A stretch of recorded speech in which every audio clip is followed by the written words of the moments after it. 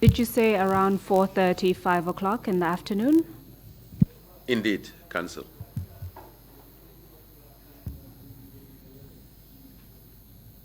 So what happened at that time?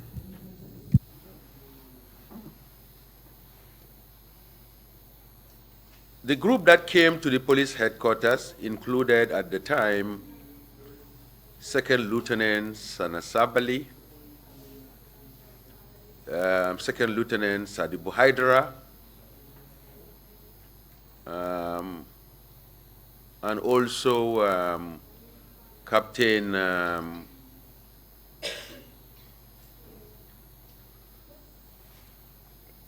Mamadou Sonko. I was privy to everything that happened because we were in the office of the Inspector General, Assistant Inspector General of Police,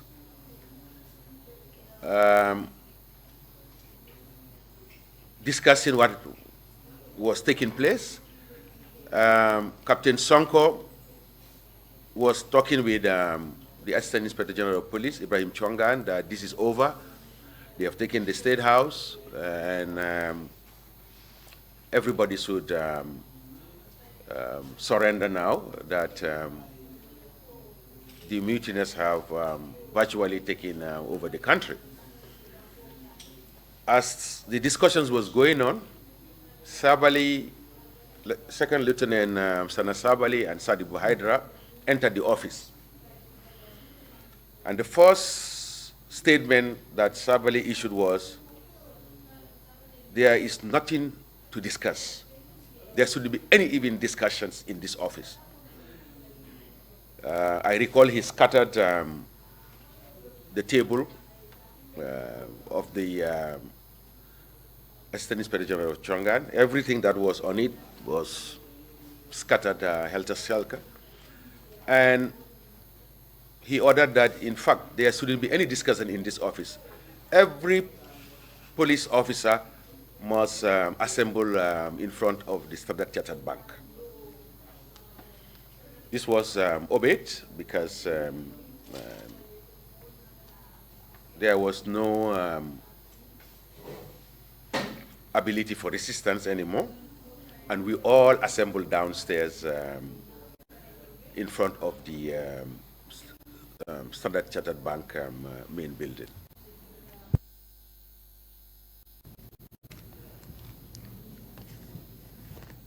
When you all assembled downstairs in front of the Standard Chartered building, what happened next? There was a complete takeover of the entire police headquarters by military personnel. And in fact, even the key strategic positions at the junctions were even taken over by them. We were all there standing in front of the building of the Standard Chartered Bank, dejected, rejected, hopeless, and a complete sense of failure. The picture was bleak because it was shameful that here we are now, even we cannot occupy our offices in the main building, but being paraded outside in the streets in front of a banking institution. It was humiliation, as best. Was there any form of resistance towards the soldiers by the police? No. And I think it would have been foolhardy for anyone to attempt to show any bravado, because it was a given already that they were in control and in charge. It would have been suicidal. What about prior? In my assessment, personal assessment. Indeed. What about prior to the arrival of the soldiers at the police headquarters? Are you aware if there was any form of resistance before that by the police? I only happen to know about the standoff at the Denton Bridge. I also heard about an ambush that was put in place around Radio Seat. I also heard about an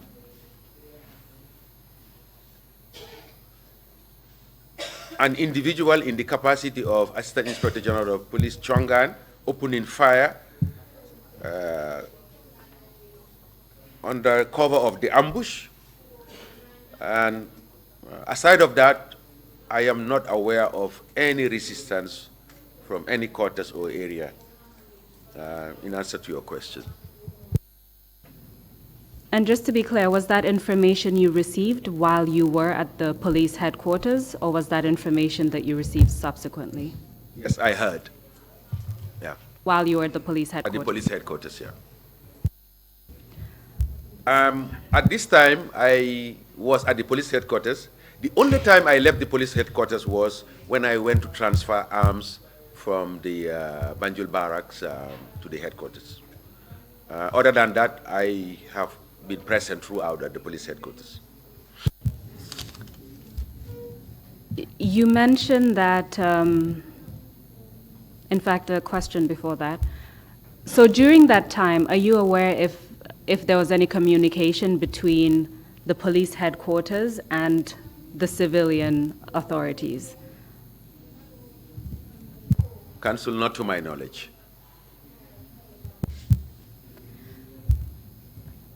So now we're at the point where all the police have gathered downstairs in front of Standard Chartered Bank. Were they given any orders? Was any kind of direction issued to the police at that point? No. It was more of them taking charge of the police headquarters, the main building, and we were just like lame ducks standing in front of that Standard Chartered Bank building. When you say they took over the police headquarters as well as other strategic locations, what happened to your weapons?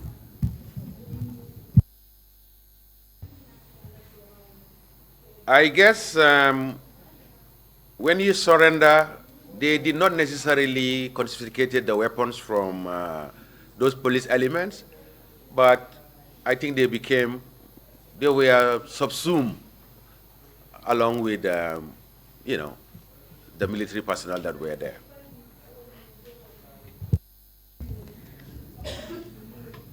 You've mentioned the presence of Second Lieutenant Sanasabali, Second Lieutenant Sadibu Haidara, and Captain Momodu Sonko. Did you observe anything in relation to their interactions with each other? Essentially, do you know who was in charge of that group? It was obvious that Second Lieutenant Sanasabali was at the driver's seat. He was in charge. Just that it's clear, why do you say that?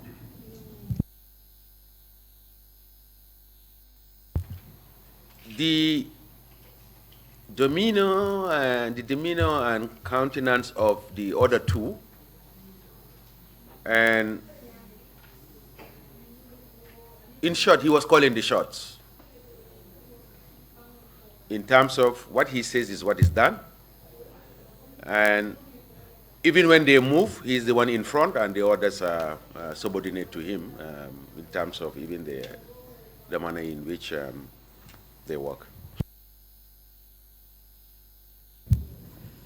You mentioned that he came in and said no discussions, and everyone else was ordered to assemble downstairs. Did he say or do anything else apart from that? Recollection, no. After we all assembled downstairs. After you had all assembled downstairs, what happened next? Like I have highlighted, we were there like lame ducks, and I think around 6:30 or so, we all decided to disperse. It's a foregone conclusion now. And I remember boarding a vehicle that has its last destination to Fajara Barracks. Again, if my memory serves me well, I know that in the vehicle there was ASP Bajinka, Khalifa Bajinka. The other passengers, occupants, travelers, I may not be able to recall, but I know that I was in the same vehicle, which was a ladder car by maid with ASP Khalifa Bajinka. Why did you go to the Fajara barracks? That was the destination of the vehicle. The vehicle was going there. I think the individual who was assigned the vehicle lives in the barracks at the Fajara, at the Fajara barracks. There is a barracks within the barracks for residents. Yeah. When you arrived at Fajara barracks, what did you observe? There were a lot of soldiers as you enter the gate, because the guard room was situated proximity to the entrance. You could see activities such as arms and ammunition were being issued to soldiers. There was movement and activity as far as the soldiers were concerned.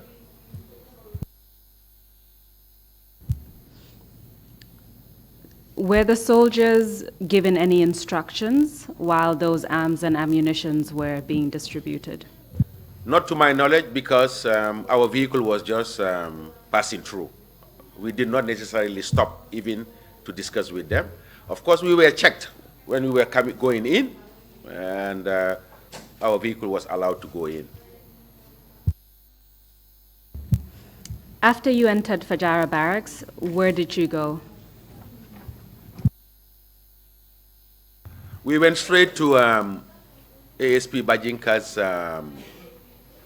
room, and we started brewing attire, green tea. Do you know who was in charge of the Fajara barracks at that time? No counsel.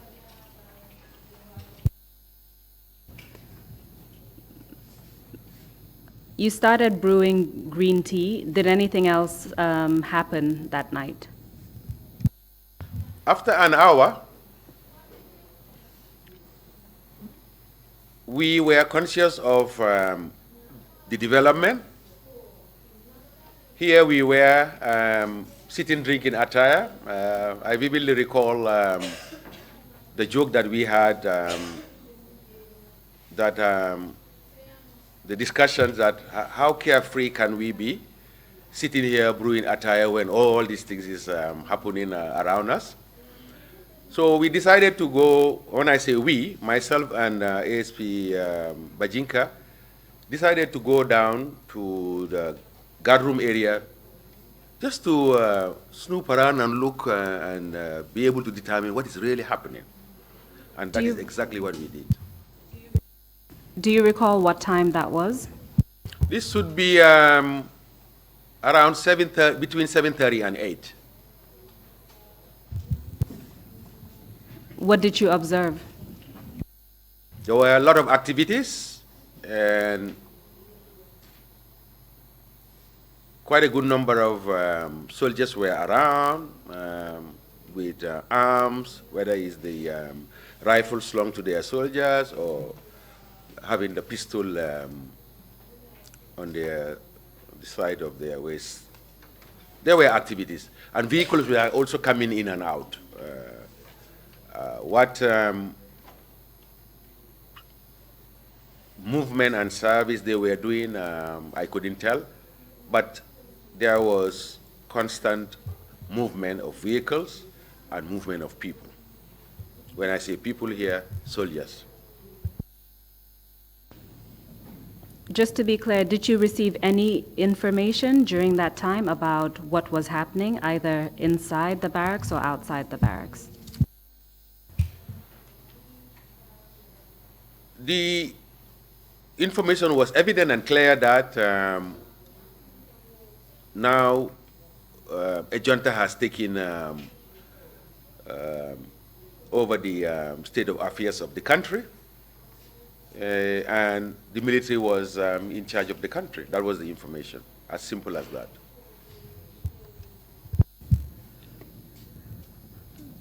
You've mentioned yourself and ASP Bajinka. Did you recognize anyone else, either from the TSG or from the military? While we were there, we also came across other officers who were colleagues. I could recall ASP Buba Jammeh, who was killed during the alleged November 11. There was also ASP Lamin Jaju, who was also executed for alleged involvement in the Katong attack.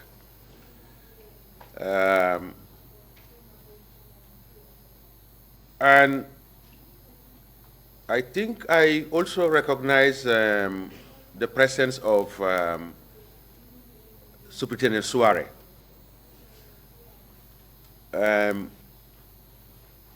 With these colleagues around, myself and ASP Khalifa Bajinka also requested to be issued arms.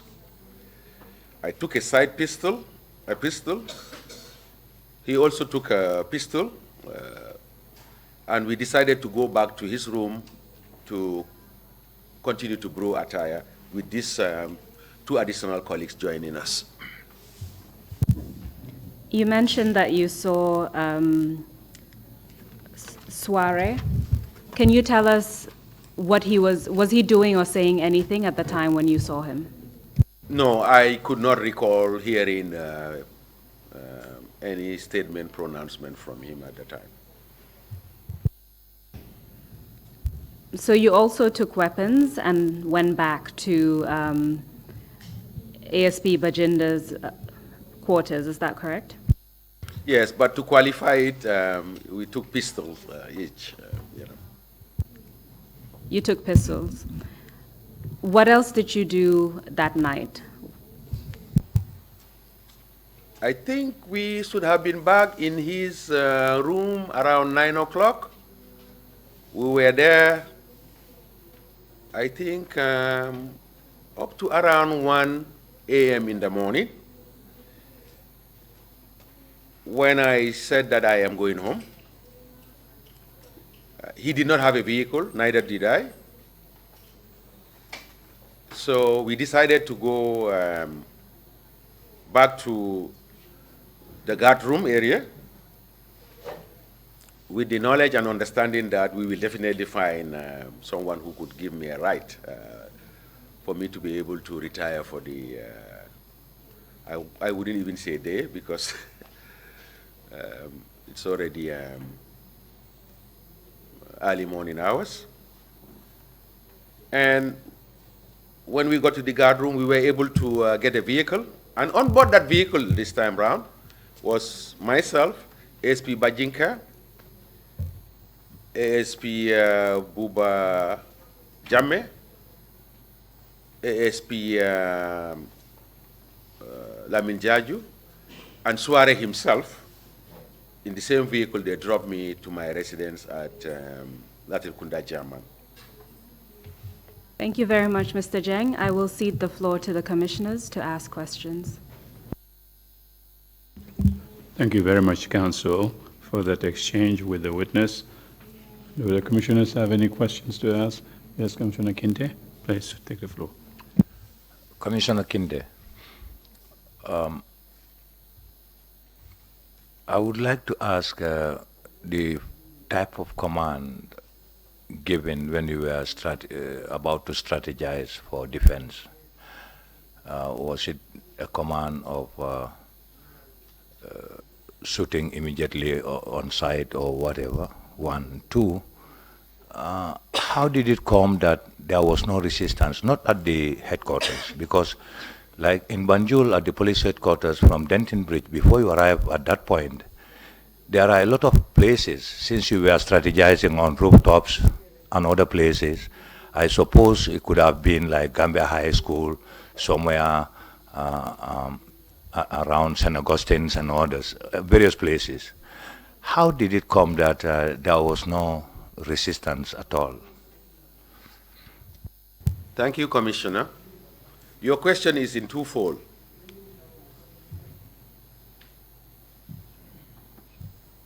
The command at the time was verbal instructions. I was not privy to the directive issued to the tactical support group as to their mode of operation.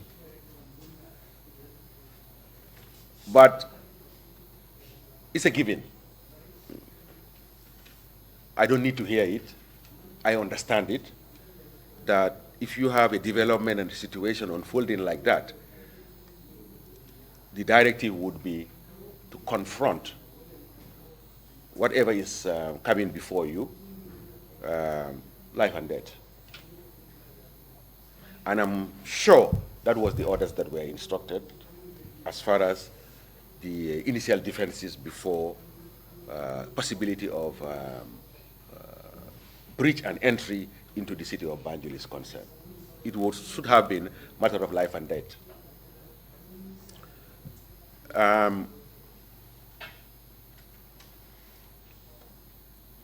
I think this answers the first. The second part was. How did it come that there was no form of resistance at all? Thank you. All along the line until the farthest point of the police station, looking at this location?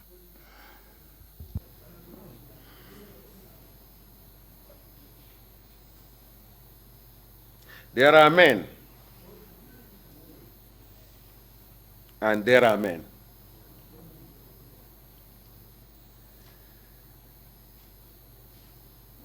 Leadership is a virtue.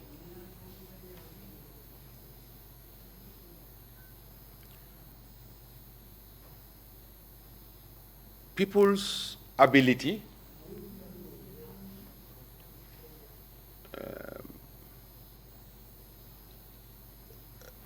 individuals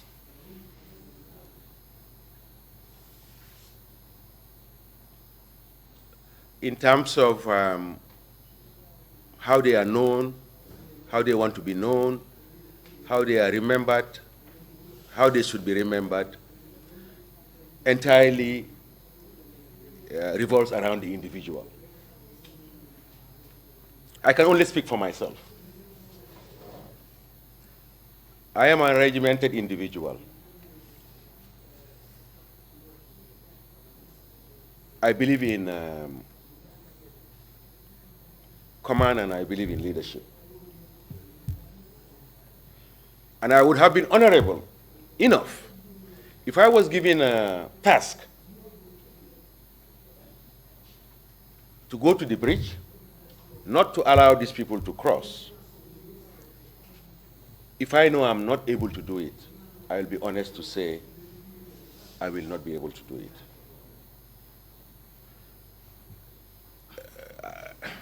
I'm just giving insight, but in order to answer your question,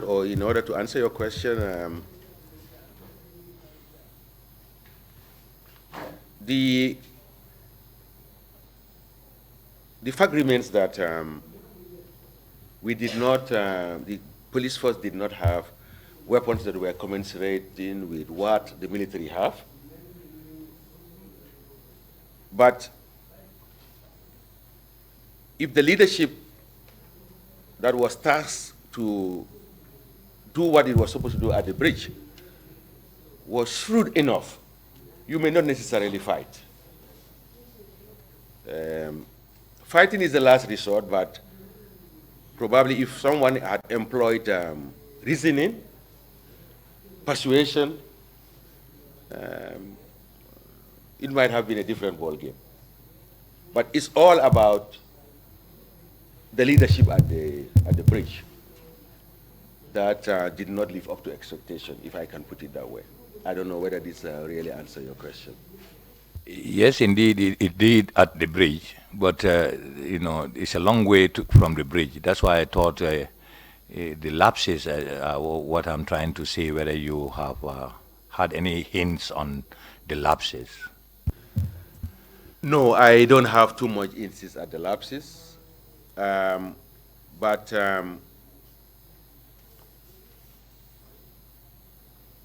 I would just want to answer that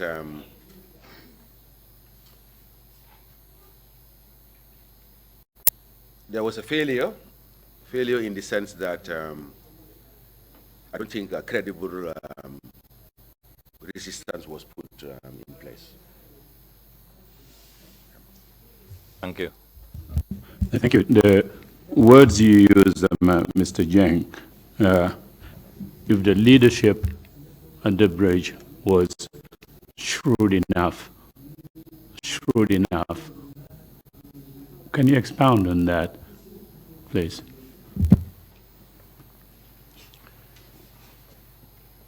If I was the one at the bridge,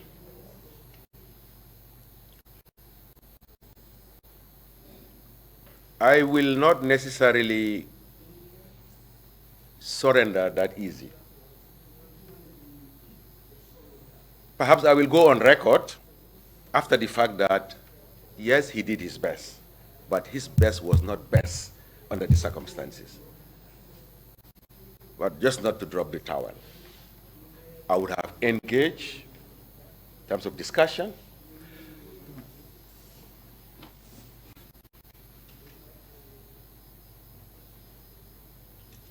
The fact and reality is this.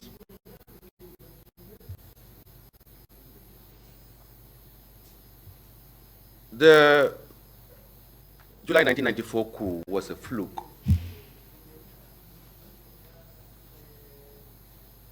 If there was proper resistance, engagement, we will not be talking about 1994 to date. It was poorly organized, and I will come to that it was poorly organized. These were angry people, and you could even see that the leadership was not structured.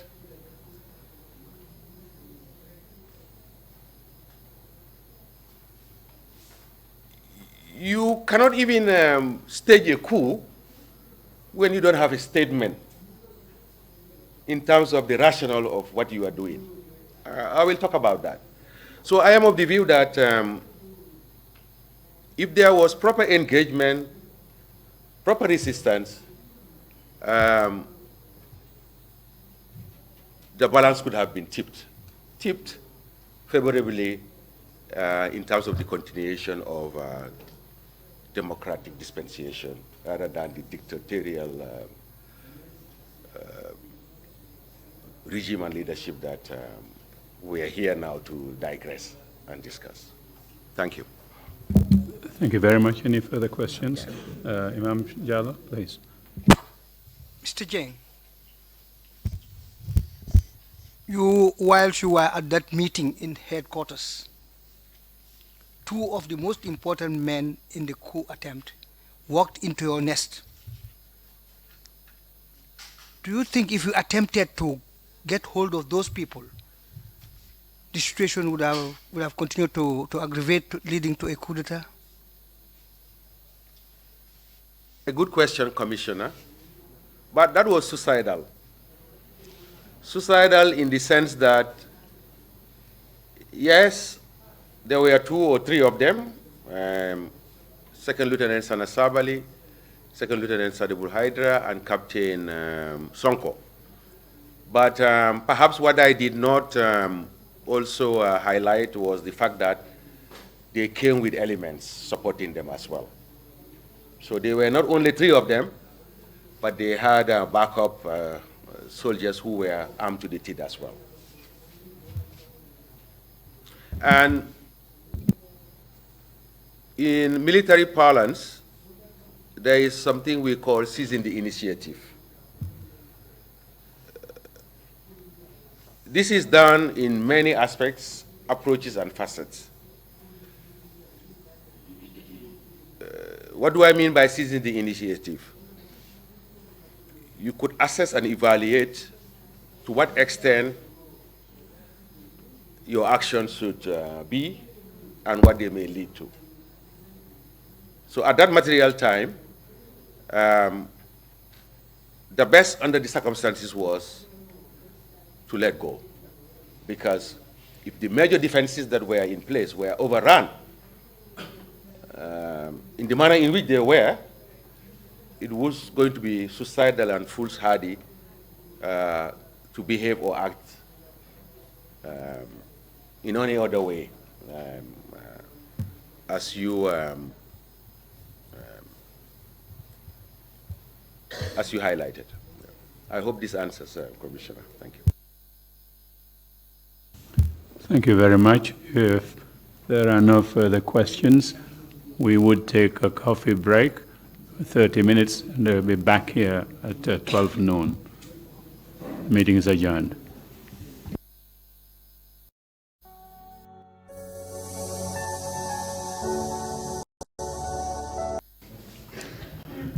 I would like to focus on the events that took place the following day, meaning the day after the coup d'etat. Can you tell us what happened that day? I got home, as I indicated, at around 2 a.m. in the morning. I entered in, spoke to my parents, particularly my dad, whom I briefed of the events of the day, and then I retired to bed. I woke up in the morning, and around 9 o'clock, I was not comfortable remaining at home based on the proceedings of the events of the following day. So I decided to go back to the Fajara Barracks. When I got to Fajara Barracks, my first port of call was to ASP Bajinka's room again, where we had breakfast together. And after the breakfast, we decided again to go down at the guard room because this was the center of gravity in terms of being able to follow on unfolding events and what is happening. So that was the rationale why we decided to go there. And when we went there, again, I found Superintendent Suare there, who, after discussions, stated that we need to go to Banjul at the police headquarters to try and find out also what is the state of affairs and the status quo with the police. So we boarded a vehicle, and then again, I can only state the name of Superintendent Suare, ASP Khalifa Bajinka, and myself as the co-passengers. There might have been 1 or 2 other people that I may not be able to recall. But as we entered Banjul, around Makati Square, we were flagged down by a police vehicle. So we stopped proximity to the vehicle.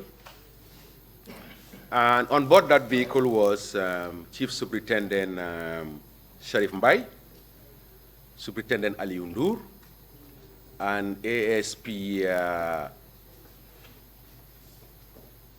Pa Mbai. Unfortunately, I forgot the first name of Pa Mbai, but Pawambai is a household name as far as investigations and issues related to crime and criminality in Gambia is concerned. Everyone knows him. They were on board that vehicle, and they inquired from us where we were heading to. We said we were going to the police headquarters, and the reason for going to the police headquarters was just to find out about the state of affairs and what are the policing arrangements that are in place. They said actually they were on their way to the State House to try and find out from the junta what is and would be required of the police. And they encouraged us to join them. So we drove behind them and went to the State House. So at this point, it is Chief Superintendent Sheriff Mbai, Superintendent Aliundur, ASP Pambai, yourself, is it ASP Bajinda, and Superintendent Swar, is that correct? Affirmative. Do you recall if any other individuals were also with you? No, I can't at this point in time. And do you recall around what time that was? It should be around 11 midday. So around 11 or midday, you were headed to State House. Affirmative. Tell us what happened when you arrived at State House. We went to the State House. Already at the time, there were mechanisms in place. The soldiers on sentry or guard at the main entrance of the State House inquired about the reason for our presence. They were informed by Chief Superintendent Sheriff Mbai. And the reason why I mention his name is that at any given time, when there is a group of uniformed personnel, it goes without saying that the most senior individual is seen to be in the forefront and in the lead.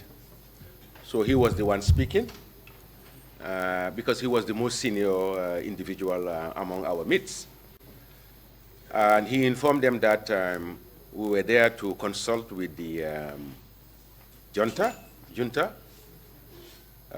regarding policing arrangements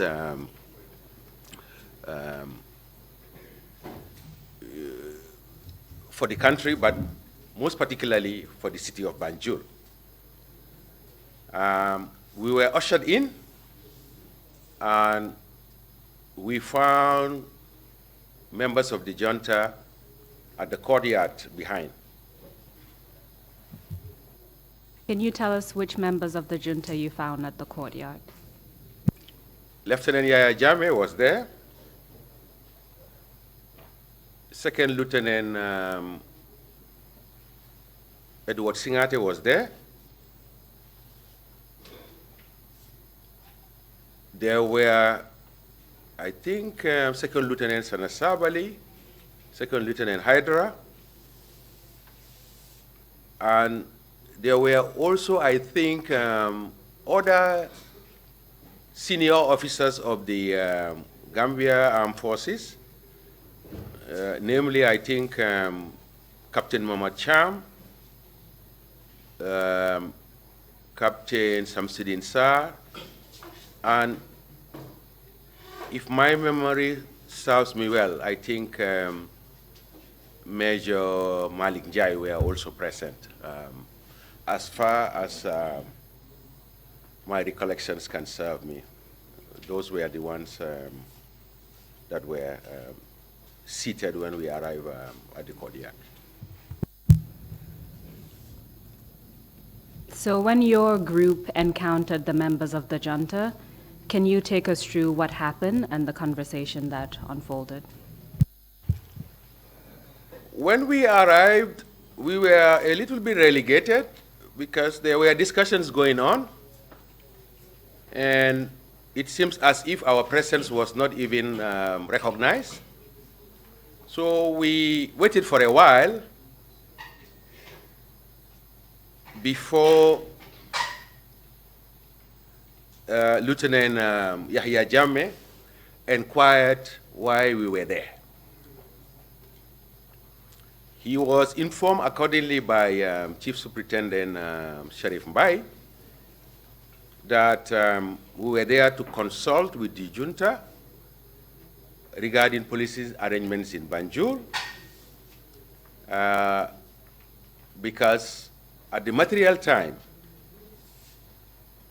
the whole Gambia Police Force leadership was absent. In other words, the command and control, senior management and leadership was decapitated, and they were nowhere to be seen. And there was supposed to be continuity in terms of safeguarding life and property. Sorry, which members are you referring to? And can you tell us their names, the members of the police leadership? The Inspector General of Police was not around, whom I later understood boarded the ship or the boat that sailed to Dhaka or wherever with the then President, Sadauda Jawara. What was his name? Sadauda Jawara. Pasala Jang.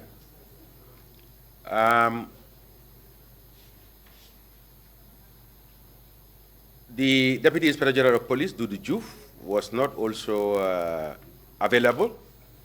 His whereabouts, I'm not privy to and aware of.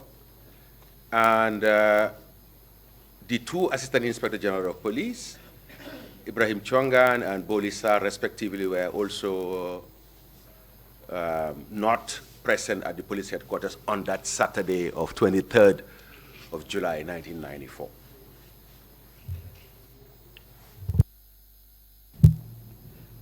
So you told the members of the junta why you were present there.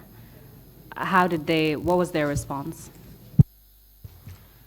I did not specifically tell them, but they were informed again by Chief Superintendent Sharif Mbai. And at that juncture,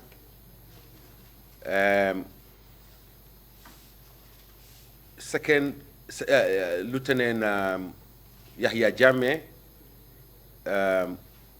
gave explicit orders there and then that it was good that this consultative process had taken place, and appreciated the presence of the group that came from the police, and appointed Chief Superintendent Sharif Mbai as the Interim Inspector General of Police, Superintendent Ali Undur as the Deputy Inspector General of Police, and Superintendent Suare was also tasked to ensure order in terms of the behavior and conduct of servicemen. This is inclusive of military and police, and also the use of government vehicles. That means that myself, Bajinka, ASP Bajinka, and Pambai were told to just support these people. A point of clarification and then a question. You mentioned that Yahya Jammeh was a lieutenant initially, and then you mentioned second lieutenant. Can you clarify what his rank was at the time? He was a lieutenant. You mentioned the appointments as well as taskings that were given. Who made those decisions, and how? The pronouncement came and was uttered by Yahya Jammeh. Were there any consultations, or was it a single man decision? I would want to believe that at this time already it was also apparent that he was providing oversight for the junta because he was the most senior among the other colleagues that were the core members of the junta. So in other words, at that point, you could already tell that he was leading the members of the junta, is that correct? Affirmative. After those, the appointments and the taskings, did anything else happen at that meeting? We took leave to go and implement what was instructed, but before we were about to leave, I raised my hand and he inquired what information I have. And I indicated to them that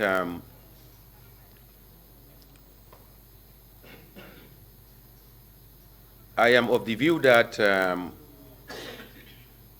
there are some shortcomings.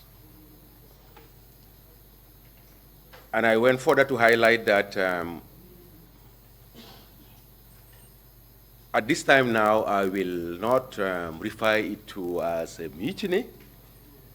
This is clear that now it's a military takeover. It's a coup d'etat. I indicated that a coup d'etat has happened, and the shortcomings were that the citizens of the country were in limbo. They were in limbo for the mere fact that everybody was in dark.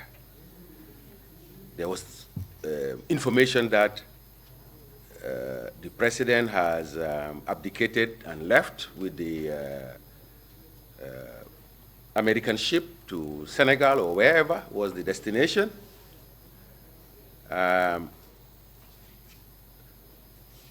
People, I think, up to Saturday didn't know whether this was a coup or this is a mutiny, or things were not clear. And the point that I made to the junta was that I think there is an urgent need for kind of a communication and dialogue to the citizens of the country. Number one, to allay their fears. Number two, to inform them about state of affairs, what has happened. It was a coup. Who were behind it? What is the agenda? What is the aim and objective? Why this has happened? And what will be the way forward? Those were the shortcomings that I have identified. And the reason why I also highlighted that, and I underscored this point vividly to them, that in the midst of clarity, it can degenerate into a challenge as far as law and order is concerned. Because if there is semblance of disorder, lack of governance structure, lack of leadership of the country, it could be a recipe for disaster, as was witnessed in 1981,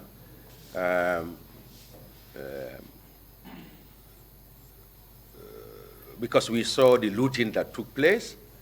We also saw people who were not supposed to bear firearms had it, and the incidences that culminated into that reckless act. So the idea of suggesting a statement to the nation was,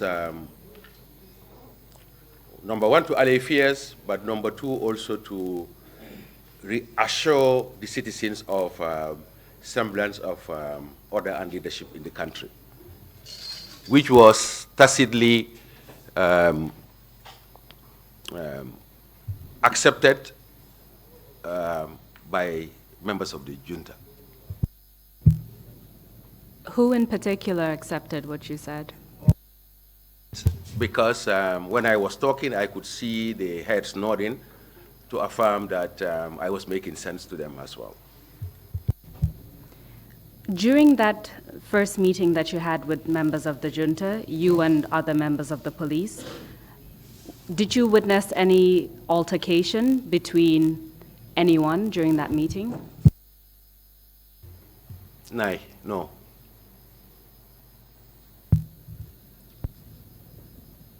So to be clear, you're not aware of an altercation between Second Lieutenant Sabali and Superintendent Suare, is that correct? No. I wasn't aware. Not at that specific discussions when we went to State House. Are you aware of an altercation between the two of them at any other time, apart from that meeting? Any other time? No, I did not. At that first meeting, was Captain Sonko present?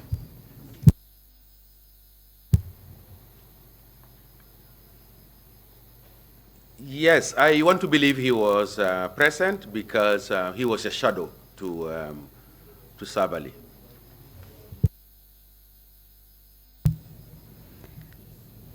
So you made the suggestion that the nation should be informed about what occurred, and according to you, members of the junta appeared to accept that, to endorse that view. What happened next? So we proceeded to take our leave to go to headquarters. And as we were about to leave,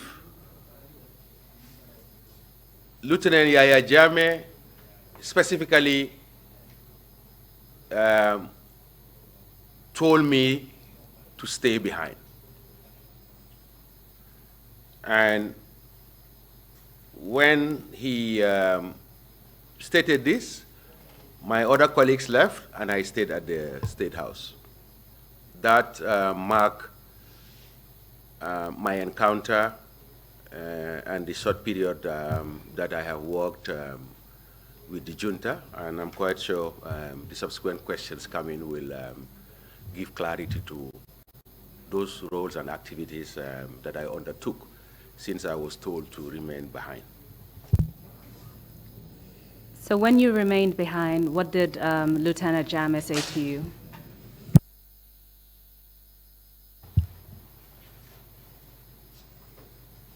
There and then, I was just told to be around, and I was around. And I think until around, maybe around 9 o'clock or so, I was called aside by Second Lieutenant Edward Singate, who had a constructive discussion with me. And during the discussion, he inquired about my background, where I am from, my educational background, and I briefed him accordingly as to those details that he inquired. And he later instructed that I should be issued a military uniform because at this time I was in my police uniform, the white shirt and blue or black trouser, and uniforms were issued to me, the camouflage military uniform. You mentioned that your conversation with Second Lieutenant Edward Sinyate occurred around 9 o'clock. What time of the day are we talking about? So you were at State House, if I'm not mistaken, between 11 a.m. or noon until 9 o'clock when this happened. Before we talk about your discussion further. Can you tell us what you observed during that period, that lengthy period of about 9 hours, essentially? What did you observe at State House?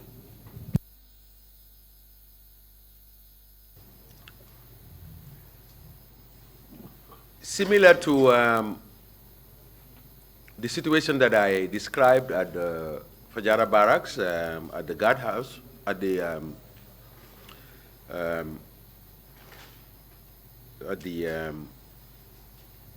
guard room, there were also a lot of movement within the State House, soldiers all over the place. But of course, the members of the junta were a little bit secluded, and they had guards surrounding them. Were you able to gather any information during that period about either what happened in relation to the events the day before, or what was happening on that particular day, meaning the day after the coup? Not much to write about, but clearly also you could see uncertainty, and probably this alludes to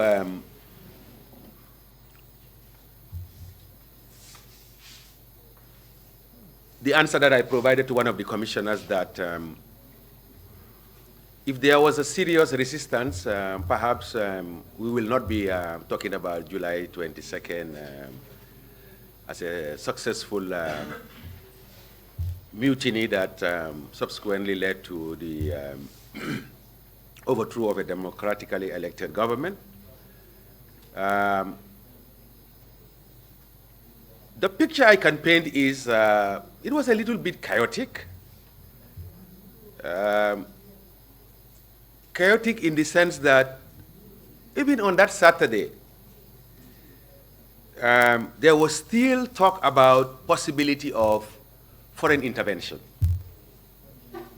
namely from the sister Republic of Senegal, and even there were suggestions that there might be possibility that the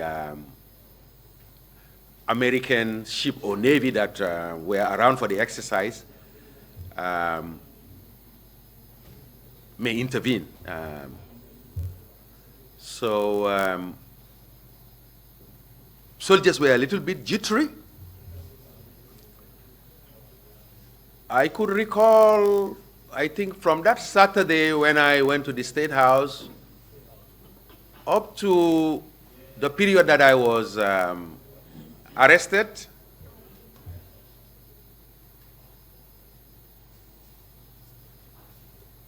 soldiers were in the habit of wearing undershirts under their uniforms. The jacket, they have a t-shirt underneath, and on the trousers they have jogging pants. Some even have sandals on the side of their pockets, with the sole intention that if there was intervention as they feared, they will quickly get rid of the uniform, remain in the civilian mufti, and blend within the society. So it was evident that things were dicey, and at the material time, and I think up to the time that I was arrested, the military takeover was not in full force and entrenched. So if I understand you correctly, you're saying that had action been taken even after the soldiers had taken over the State House, the coup could have been thwarted? Affirmative, that's my assessment. And I will elaborate more on a suggestion that was even made as it relates to what you have just mentioned. Indeed. Let's first address the conversation that you had with Second Lieutenant Edward Sinyate around 9 p.m. You mentioned that he asked you about your background and your experience, and you responded. And thereafter, he asked that a military uniform be assigned to you. Is that correct? Did he tell you why or what the junta wanted you to do for them?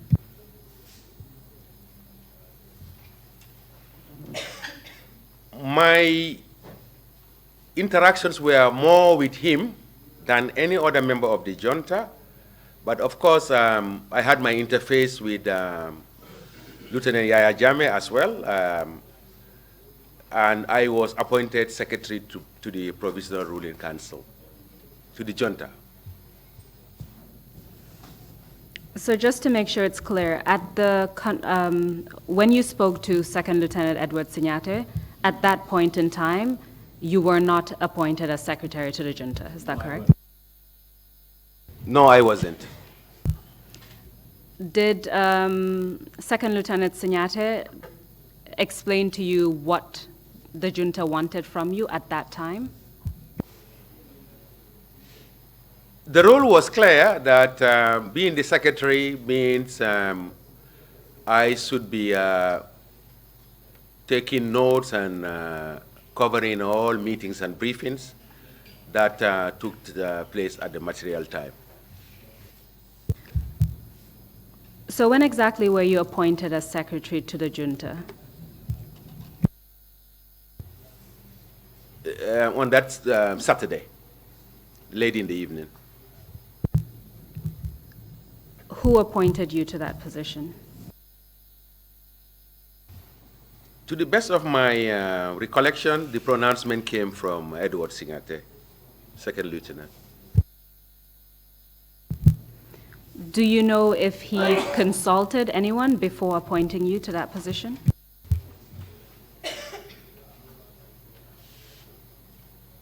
If there was no tacit agreement, most importantly from Lieutenant Yaya Jammeh, Second Lieutenant Edward Sinyate would not have made that pronouncement. As at this point, there was already a degree or modicum of leadership within the junta, and he was the de facto leader. And are you basing that also on the fact that it was Lieutenant Yaya Jammeh who asked you to remain behind, and subsequently Second Lieutenant Edward Sinyate spoke to you? Affirmative. And I may also highlight the fact that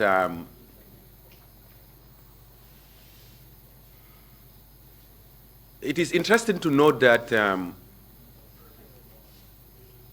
not saying this is by any means or indication of disunity or lack of cohesiveness, but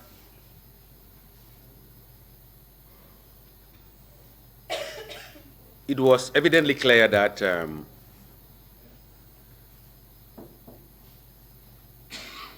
Second Lieutenant Edward Sinyate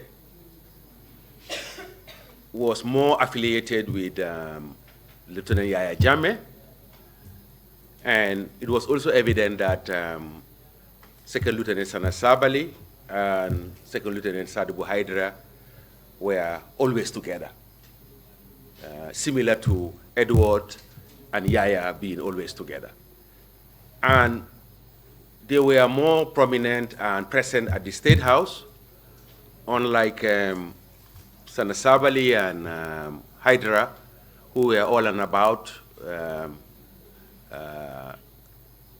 doing oversight and networking outside the seat of power, which was the State House.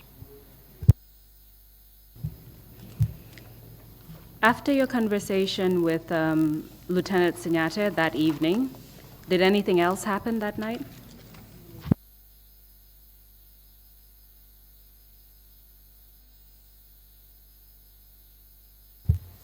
Not anything significant to mention, but I know that the next day, which was the Sunday, I was given an office.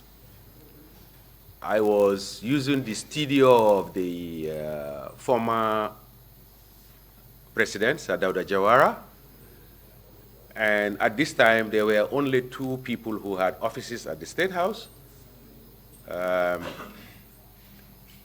Lieutenant Yaya Jammeh, who was using one of the bedrooms as his office with guards positioned outside.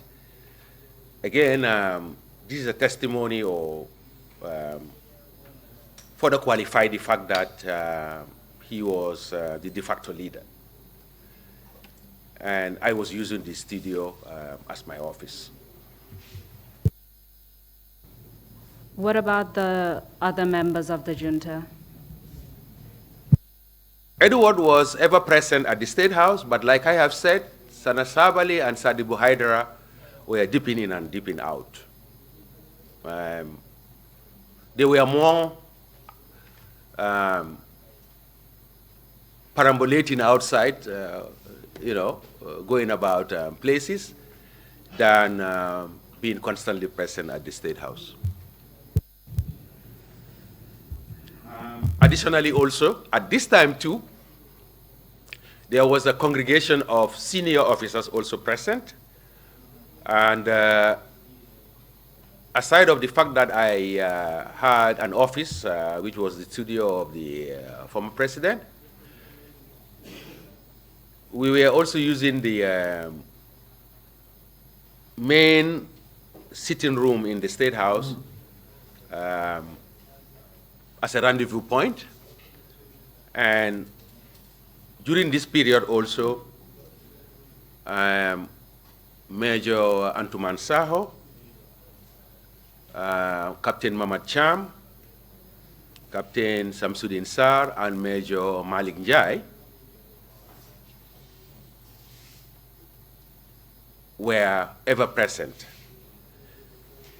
But yes, let me also mention a significant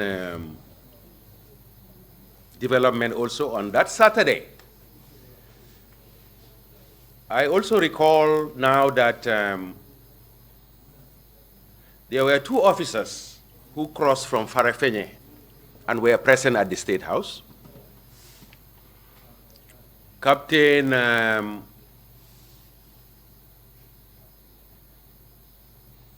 Sam Jiba and Second Lieutenant Yankuba Toure.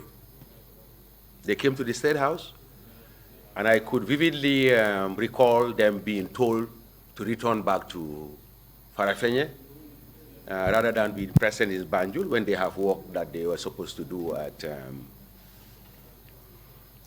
Farafenye. It transpired that subsequently, Captain Sam Jiba went back, but Second Lieutenant Yankuba Toure stayed behind. But it was also apparent that at this point,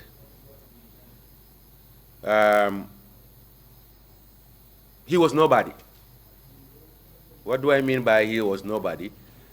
It was very clear that he was not associated with the junta for the mere fact that he was told to go back to his duty station or command area. But I later came to know and understand that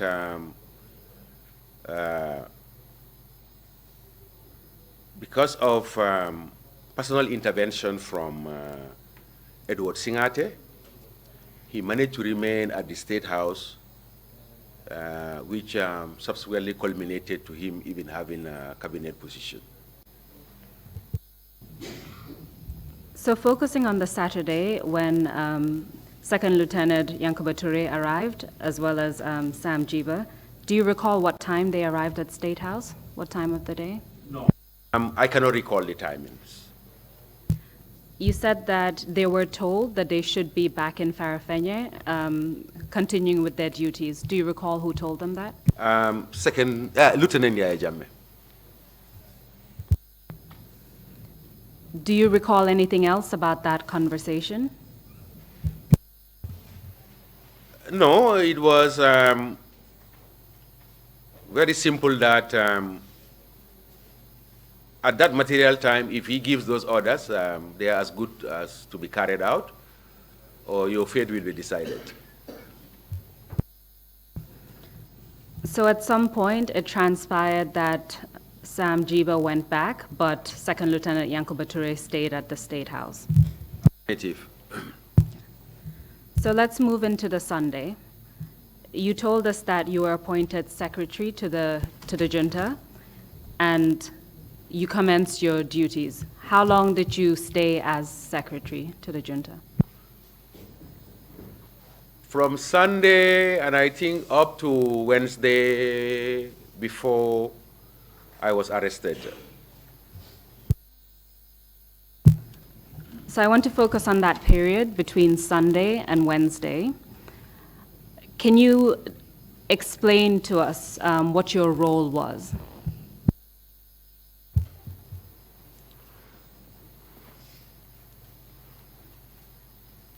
As I highlighted earlier, the scope of work that I undertook entails covering the meetings that took place at the State House during that period. And there were a series of meetings that took place with diplomatic representatives accredited to the Gambia at the time. And this includes the US Embassy, the British High Commission, Sierra Leone, Senegal, Nigeria, the ambassadors that were around. I think we had 1 or 2 or 3 meetings with them at the time. And I covered all those meetings. Can we focus on those meetings, the diplomatic meetings? What was the content of the meetings? What were the discussions about? It was in 2 folds. I am of the view that the junta wanted to present their case as to why what happened. And during those meetings, it was Lieutenant Yaya Jammeh who was doing the talking, who highlighted the fact that the coup was as a result of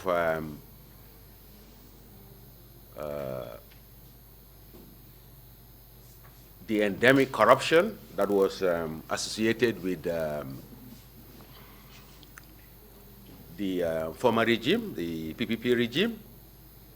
Now again, whether this is a perception or is perceived, that's another thing, but in his narration and narrative during this meeting was that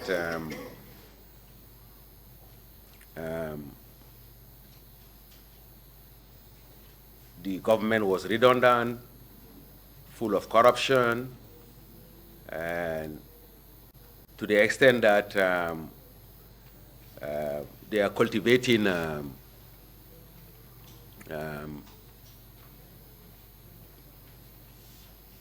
mechanism of dynasty. Those in the power and leadership were sending their children to good schools abroad, when the average Gambian is not opportune or facilitated or capacitated to benefit from such.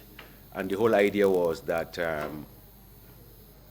the idea was for their kids, or children rather, to go abroad to good universities, studies, and come and replace them to perpetuate that aspect of the dynasty that I talked about. And I recall on the issue of the corruption,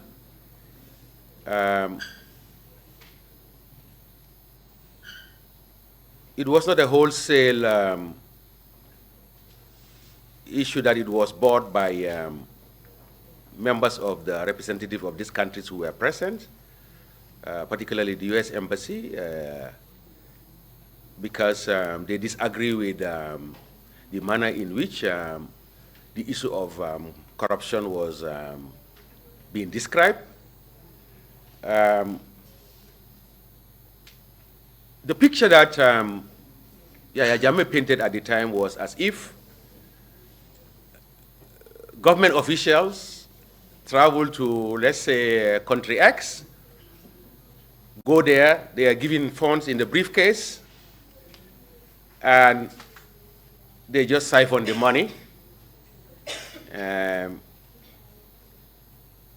Unlike the conventional way of loans and grants, the manner in which they are disbursed through corporate processes, rather than just perhaps fly into country X and you are given a briefcase and then you steal the money. Probably at that time also, this is indicative of their level of understanding of governance, of running a country, of financial processes and instructions and the like. And again, you may not be in a position also to blame them. And the reason why I said one may not be in a position to blame them was it was evident today, it will be evident tomorrow, it will be evident up to posterity that the military institution or the security services are not cut out in terms of the training, the wherewithal, the resources and the tools to run a country. It's evident. I wanted to intercede to explain further what Lieutenant Yahya Jammeh was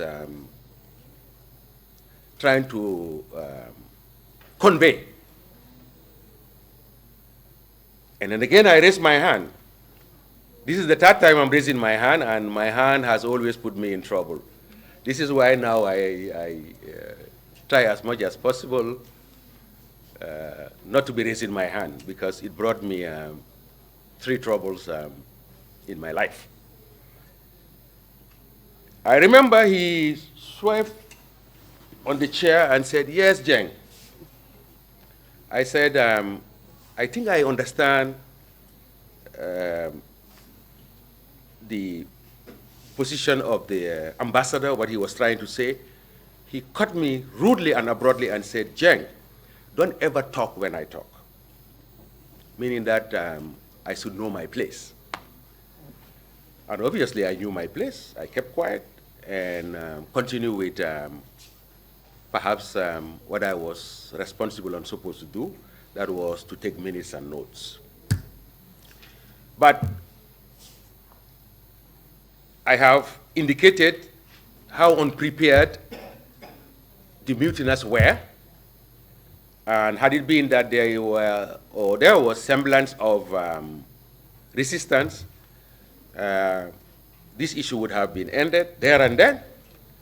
And I've also painted the level of awareness, capacity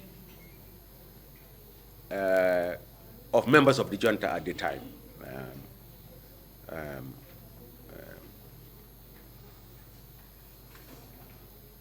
I could boldly say that they might have been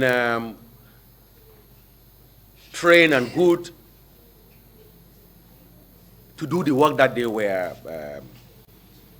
trained to do, which is soldiering, but the art of governance and running a state, they were far removed from that, as evident of what I saw.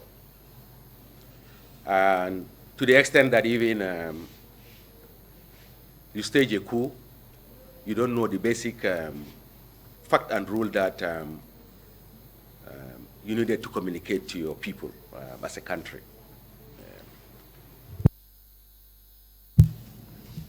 So you mentioned that Lieutenant Jammeh basically explained the rationale for the coup from his perspective. Did he provide any other information, or did he give any kind of undertaking during these diplomatic meetings? I also recall that there were suggestions from members of the diplomatic mission who were suggesting that it is not too late for the junta to hand over power and go back to the barracks. And there was the possibility that nothing will befall them in terms of persecution or prosecution. I recall this being mentioned, but this was flatly rejected by the junta. Apart from Lieutenant Jammeh, did any other member of the junta speak during that meeting? I want to believe that Edward also spoke, and it was also very clear that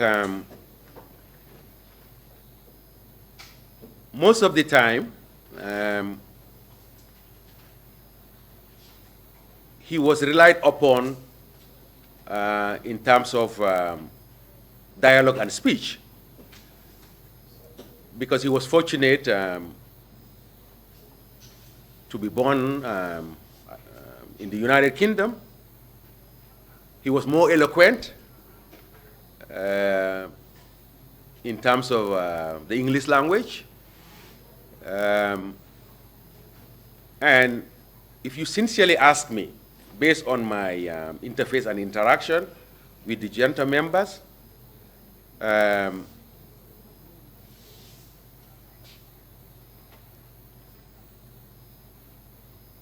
he was more level-headed than the rest. That's my personal assessment. Level-headed in what sense? In terms of knowledge, understanding, and the usage of the English language.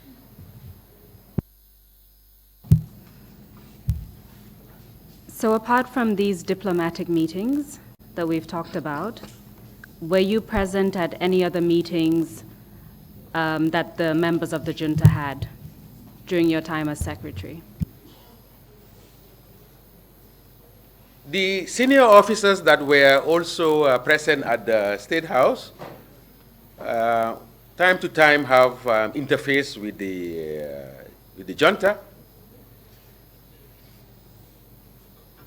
And I recall that Lieutenant Jammeh was habitual of constantly reminding these senior officers, to the extent that this became a mantra, that monkey will not walk and baboon chop. Sorry, can you repeat that? Hello? Can you repeat that? He was habitual of reminding the senior GNA officers present at the State House that monkey will not walk and baboon chop. In other words, what he was saying was that they, the young officers, will not come this far and allow the senior officers to hijack what they were able to achieve.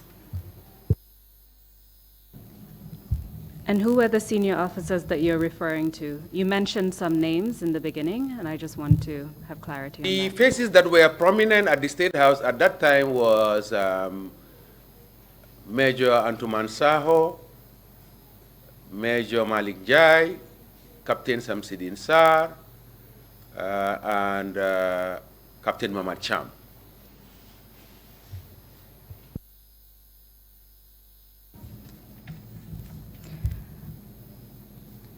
During your time as secretary to the junta, was the issue of transition discussed?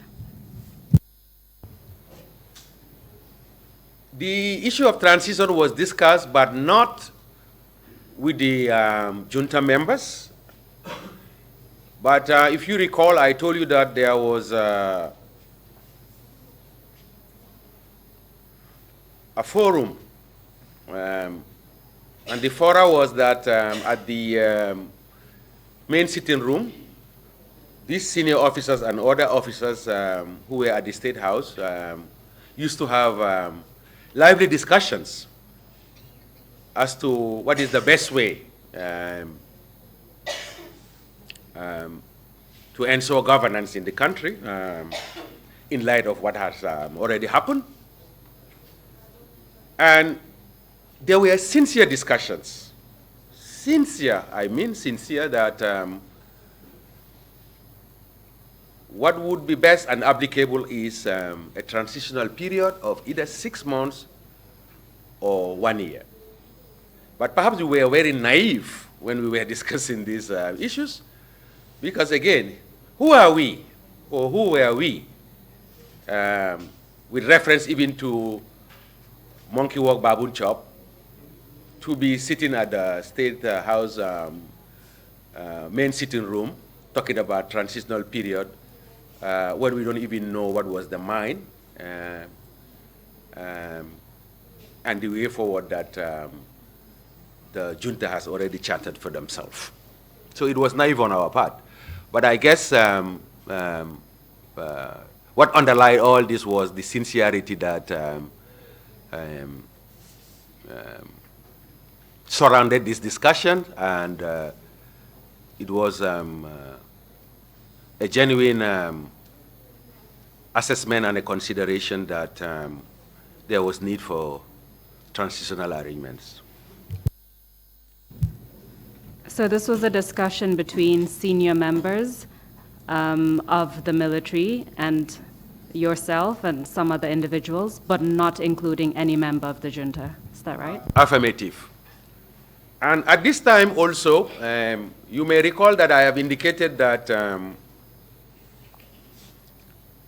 Second Lieutenant Yankuba Ture was told to return to Farafenye with Katem Sanjiba, but he managed to find his way to remain at the State House. These discussions that were taking place, as I've indicated, there was no presence of any of the core members of the junta. But Yankuba was interfacing with us, and later there was a belief that whatever discussion that had transpired, he was the conveyor or conduit of going back to report or mention this thing to the rest of the junta members. So we're still focused on your time as secretary to the junta, and we're specifically looking at the events of Sunday to Wednesday. Were you present at the meeting where members of the junta were appointed members of council? No. I only get to know that there was even a list of council members. And how I get to know about this is that I recall Second Lieutenant Sana Sabali storming the State House. He found us sitting at the usual sitting room. And Sorry, do you recall what day that was? this should be Sunday. And the timing I forgot as well, but I could recall him uttering these words: "You guys are crazy. You are forming a cabinet or council membership in my absence." But then I think it suddenly dawned on him that we were even nobody. He said, "I should not even be talking to you about this." He just walked and went to meet with Lieutenant Yahya Jammeh. What later transpired, I don't know. But his demeanor and countenance changed after that discussions. But the information that I collated or gathered at that point was that Yahya Jammeh was the chairman of the Provisional Ruling Council. Second Lieutenant Sana Sabali was the deputy. Edward, Minister of Defense. Haidara was made Minister of Interior. Yankuba Toure, Minister of Lands. Captain Samsidin Sar, Trade and Industry, and Captain Mamad Cham, I think Tourism. And then Major Malik Jai was not given a ministerial position, but was requested to look after the health sector. This is what I can recall. But I think also on that Sunday, or was it Monday, again, my recollections of dates and events, the representation of the council was supposed to be broadened, and they earmarked some civilians that they also wanted to call up into the council. And then again, this comes back to the pronouncement and the mantra of Yahya Jammeh that monkey will not walk, baboon chop. The senior officers that were at the State House were given this task to consult with these individuals that were identified as potential council members. And when they were on and about on this task, I was part of them also in meeting with these civilians that were identified for council or cabinet portfolios. I will come back to those meetings shortly. On the issue of appointments, do you recall any individuals who were considered for appointments but not given appointments?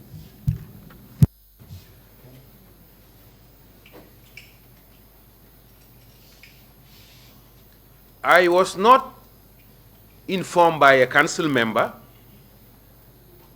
but I overheard that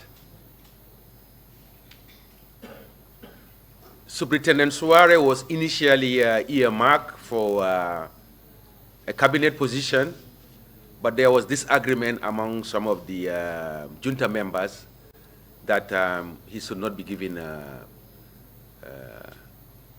council portfolio. For what reasons, who, and why, eludes me. I don't have further information on that. Are you aware of which council position he was being considered for? Which cabinet position? I initially had, I don't know, even there was proposal for Minister of Interior. I also had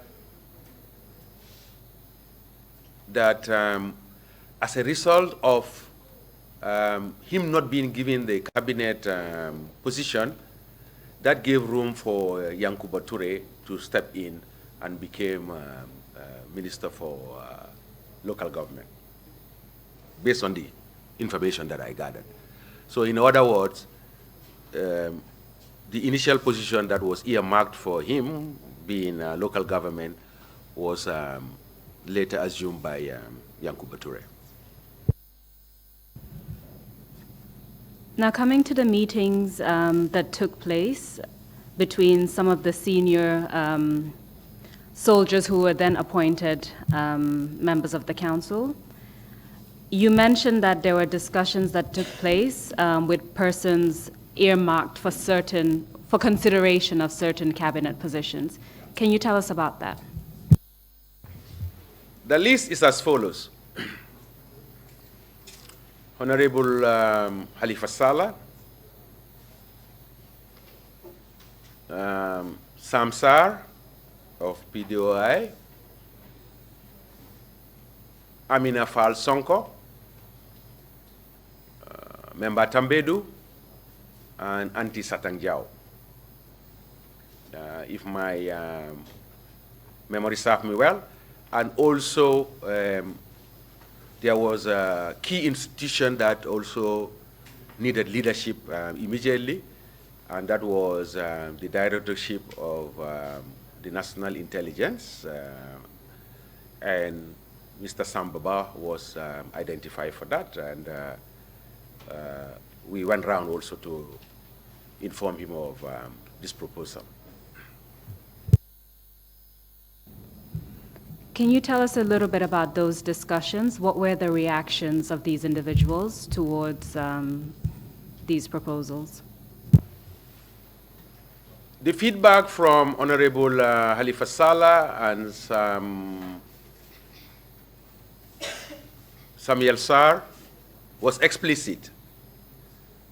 There and then they categorically informed us that they cannot take part and neither can they be associated with a military coup. So they are not in any position whatsoever to accept these positions, but they are citizens of this country. They may be able to support in any way they can. So they flatly rejected the proposals. However, it was unlike the other people, and again, best reasons known to them, and again, this is their country. Amina Fall Sonko, Anti Satanjao, and Member Tambedu, and Mr. Sambaba all accepted the proposals. Coming back to your suggestion to the junta to make an announcement to the people of the Gambia to inform them of what had taken place, do you know if that occurred and who made the announcement?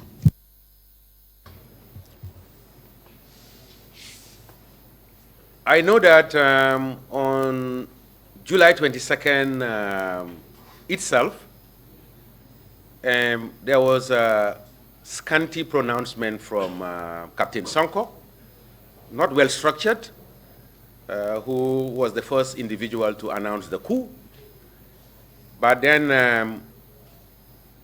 a proper text was drafted, prepared. In the lead was Samsidin Sarr, and there were inputs from myself and Captain Cham.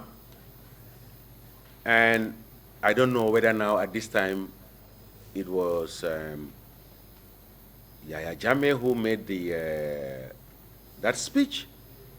But I'm a little bit lost, but I know that a well-structured and codified statement or press release was prepared in this regard. So you told us that you served as secretary to the junta from essentially the Sunday to the Wednesday.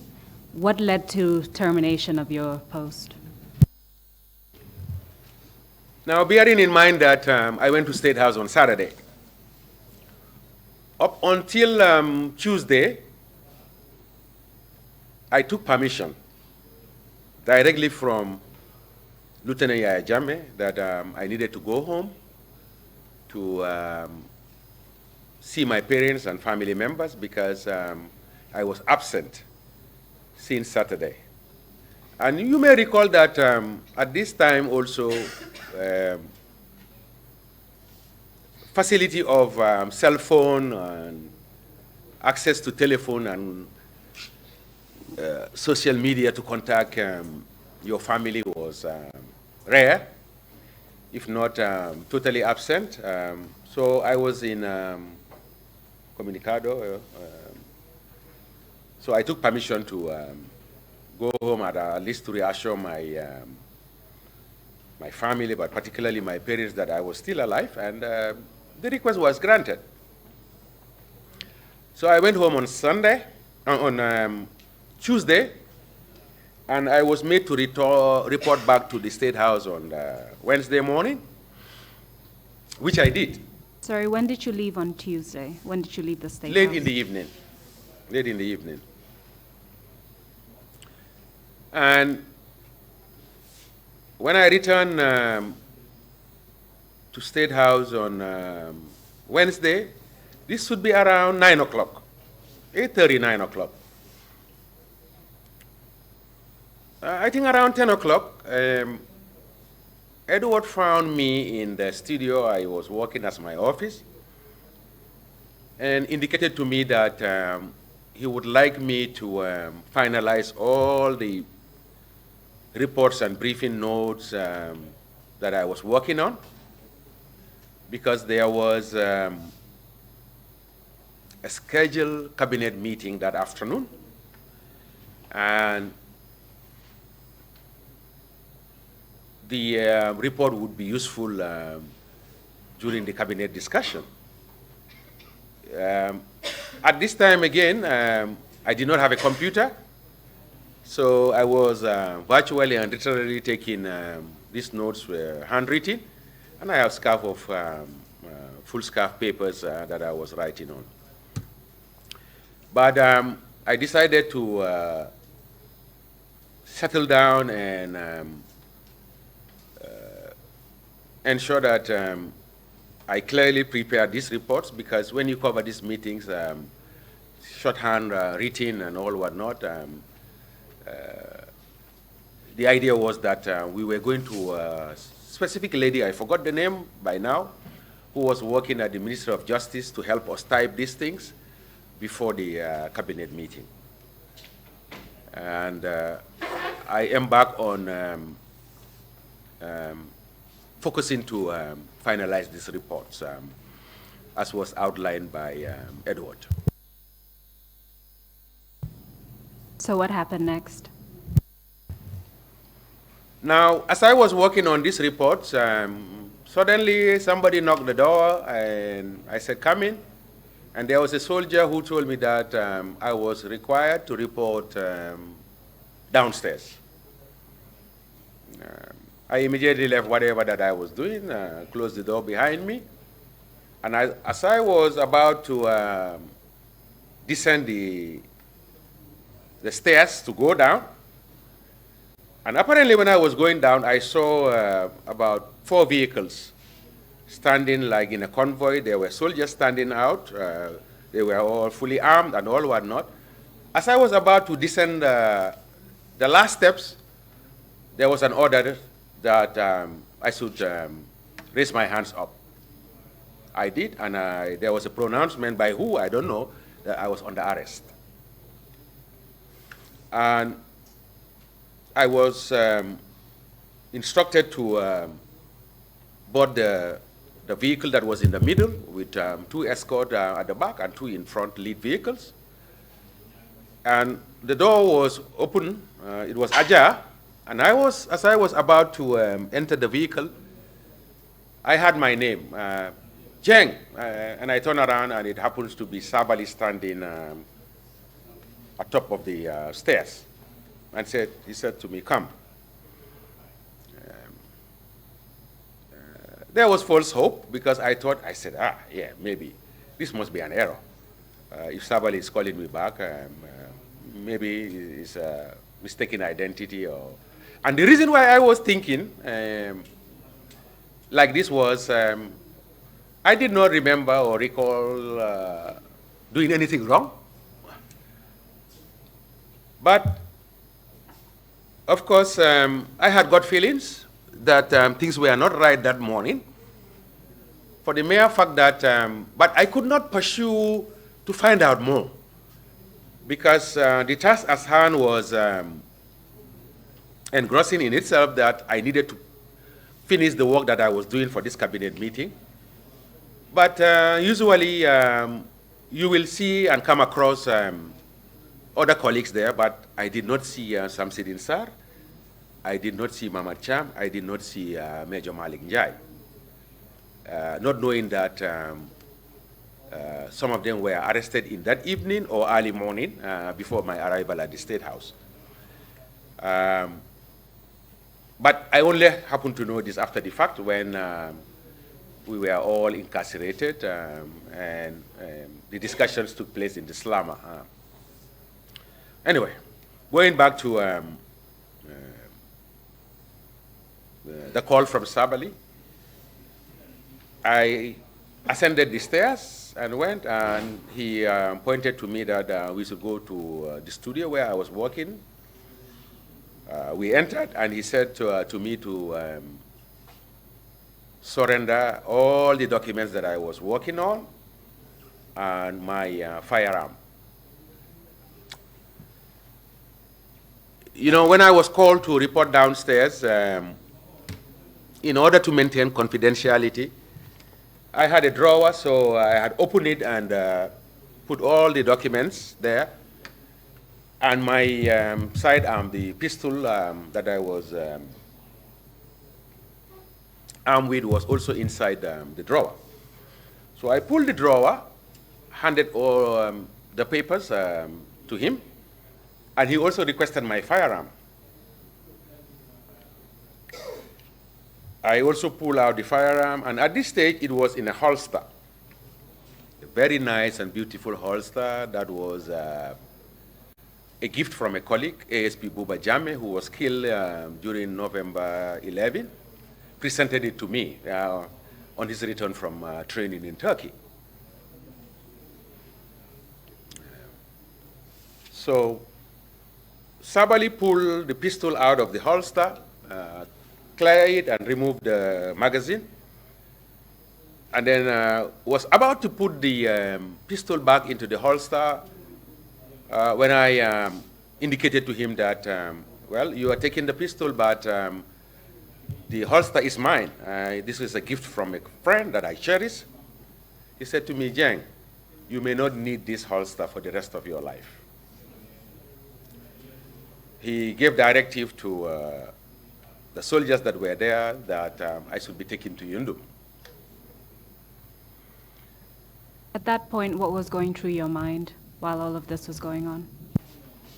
Well, that this was the end, and it concludes my chapter of the short spell and work that I was engaged with the junta. But I was still of the view at this time that going to Yundum might clarify things. That at least I know going to Yundum had required that I will be interrogated, questioned, and I had no skeleton in the cupboard. That I was going to be subsequently exonerated for anything. So I boarded the vehicle, and they were driving to Banjul, to Yundum. I think before we reached Denton Bridge, or immediately after we descended the bridge, at this time, the escort or the convoy of vehicles that were transporting me to Yundum, the individual that was in charge of this was Warrant Officer Alpha Ba. I think he was equally summarily executed along with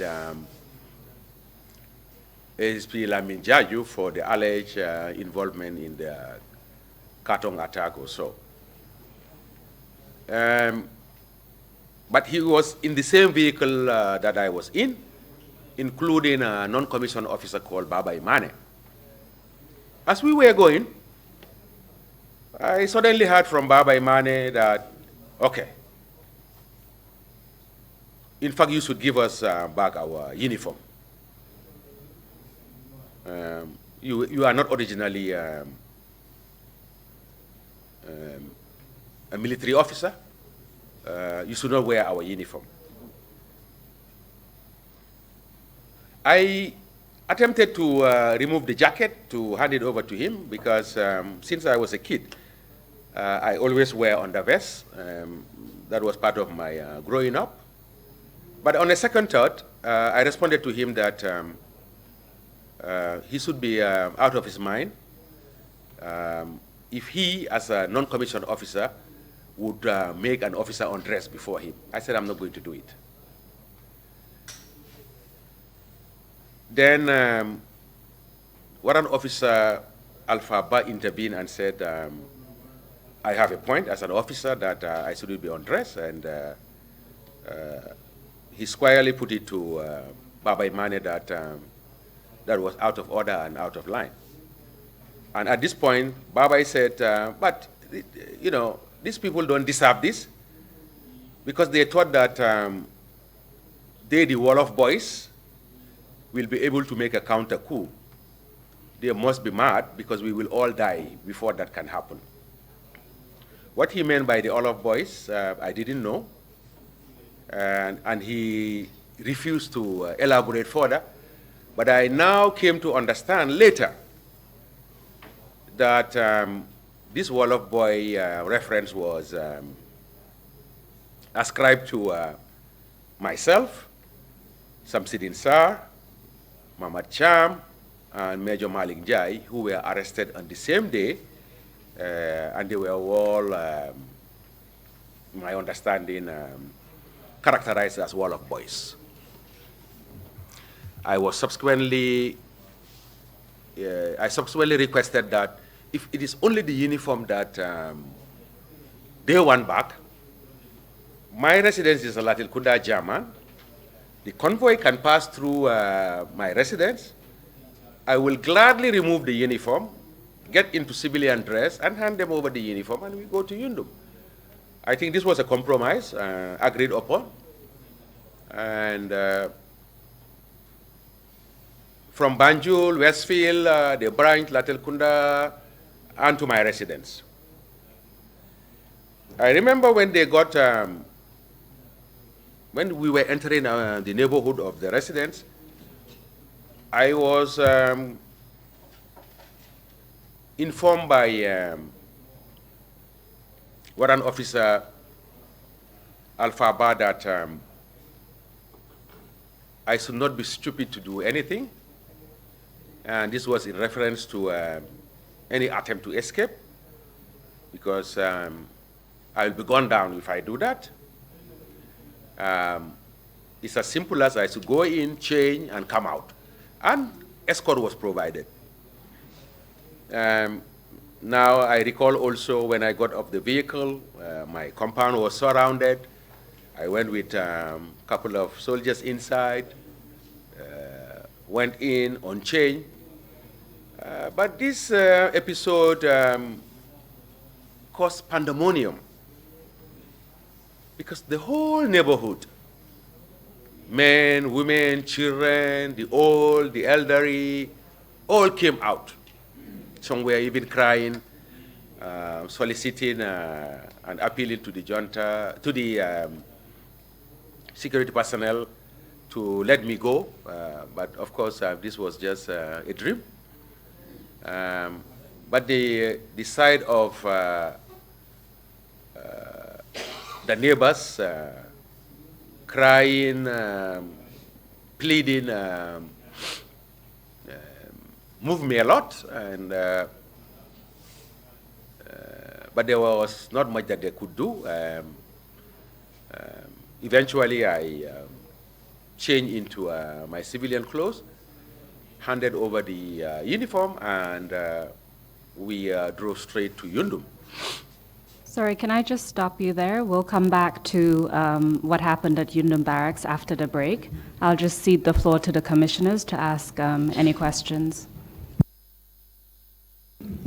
Thank you very much, Council, and thank you very much, Mr. Jeng. Two quick questions before I ask the commissioners if they have any points they would want to raise with you. I think the first one is very clear. When you left State House, the 4 critical days that you were there, Sunday through Wednesday, you left State House, went to your home on Tuesday, you said.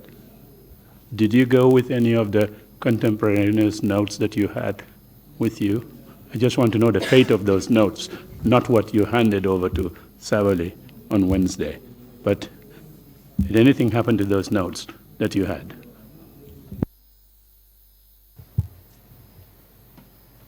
Yes, sir.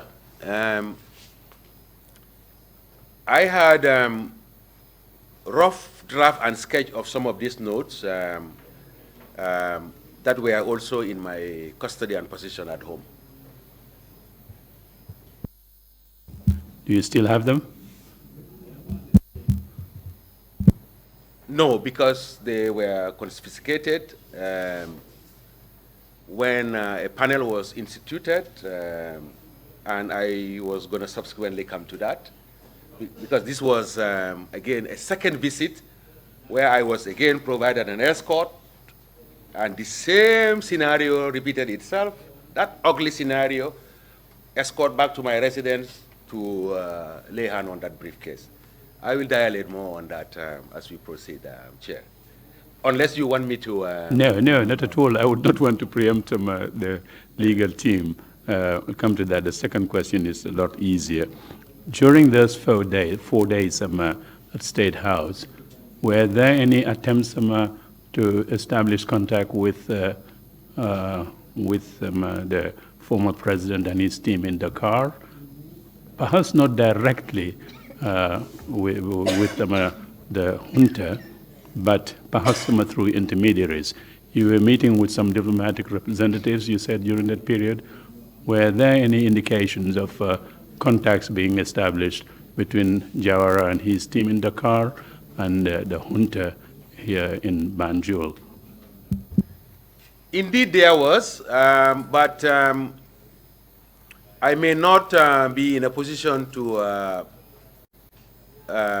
specifically mention the discussion that took place, but I know that contact was established, and from what I understood, it was even Edward who was the one interfacing in these discussions. But yes, contact was made with the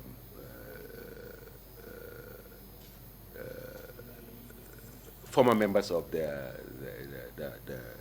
PPP regime, yes. Thank you very much indeed. Commissioners, Commissioner Kinte? Okay, I'll come. Yes, indeed. Go ahead. Commissioner Kinte, in your explanations, you said that you observed soldiers had double dresses. If it had not been 1, 2, 3, 4, 5, then you were very observant. Don't you think you were under close surveillance and it was detected that you were too observant, which was a threat, and may have led to whatever subsequences you have encountered?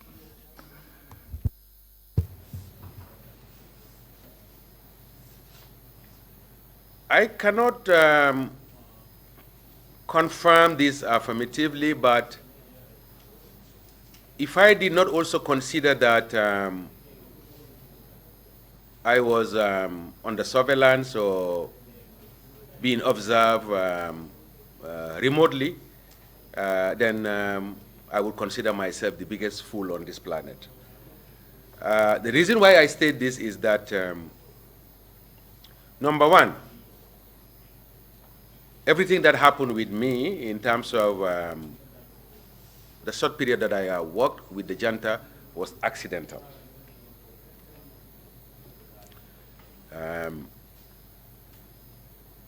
Number two, perhaps also my perception and orientation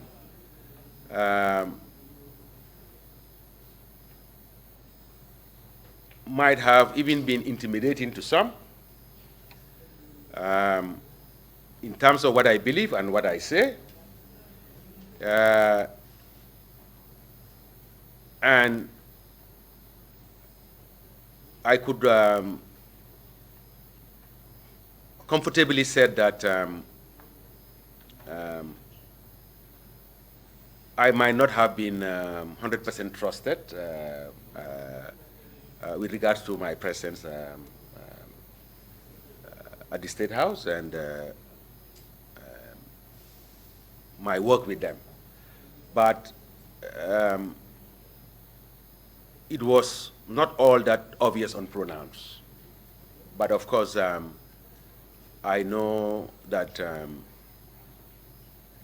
I was being looked at with good lenses, and my activities were being observed. If that answers, Councillor. Thank you very much. If you don't mind, I'll take the commissioners on the right first and then come back on my left. Bishop, please, you have the floor. Thank you, Chairman. Commissioner James Odeko. Mr.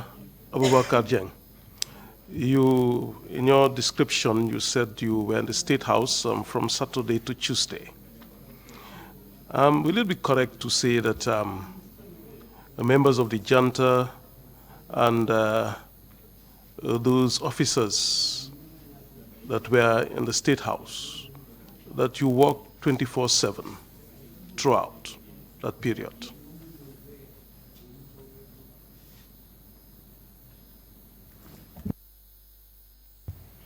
Can you repeat, please? You narrated that you were at the State House from Saturday to Tuesday, from which you took permission to go home. So it means you were in the State House Saturday, Sunday, Monday, Tuesday. So what I want to know is that whether it would be right to say that members of the junta and you, the officers that were with them, we are working 24/7. Affirmative. We were working 24/7, and our lunch, dinner, and even breakfast was served at the State House, and it was coming from Atlantic Hotel. So, affirmative, yes, we were there 24/7. Thank you. Commissioner Carr. Commissioner Carr, I have two questions. The first is, you described Edward as the most level-headed person among the junta leaders. Did you observe notorious behavior from the junta leaders as a whole? That's my first question. The second is, how pervasive was corruption within the force, within the police force? How? Pervasive. How common was corruption in the police?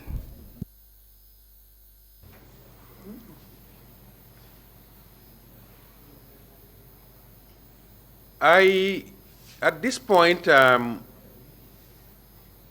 I did not see any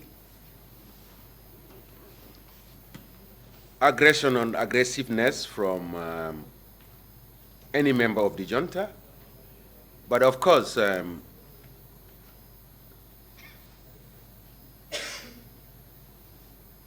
it was evident that each of them have their personalities, and from time to time, it was manifested. What do I mean by that?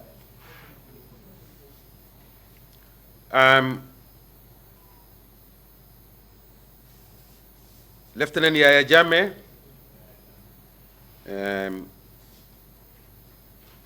by nature and by design and makeup, is cocky and arrogant.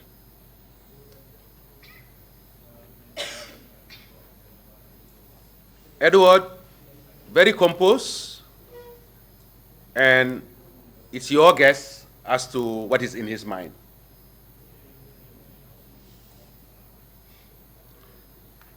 Sana Sabali, very much impatient, and also very economical in terms of engagement and interaction.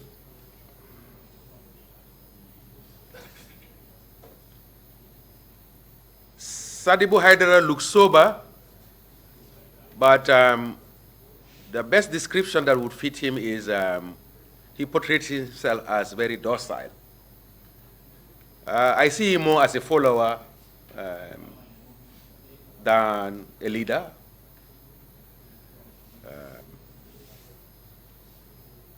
And again, when you say members of the junta, is this post factor when council members were announced that I need to include Yankuba Ture, or you are talking about the core original junta members?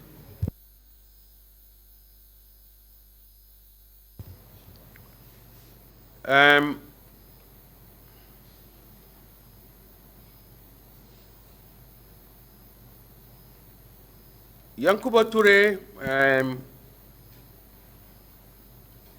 I know there was someone who characterized him as a clown, but I may not go as far as painting that picture, but I know he's a funny person. And again, this is a personal assessment and judgment that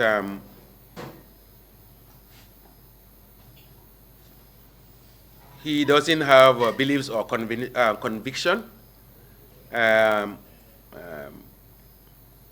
He flows with the tide. I don't know whether this gives you a picture of what the objective of your question was. Huh?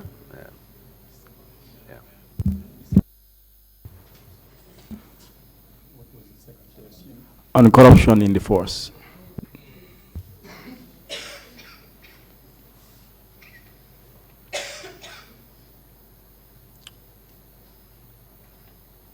Corruption is multifaceted.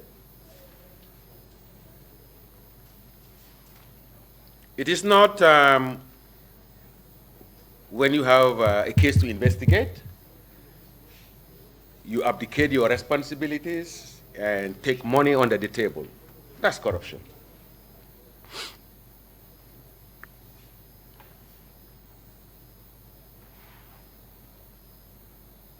You are a senior manager within the police. You were tasked to be part of a promotion board, and you do not ensure due diligence in terms of the manner in which candidates are properly nominated for corruption, for promotion. If due diligence is not undertaken, I describe that as corruption.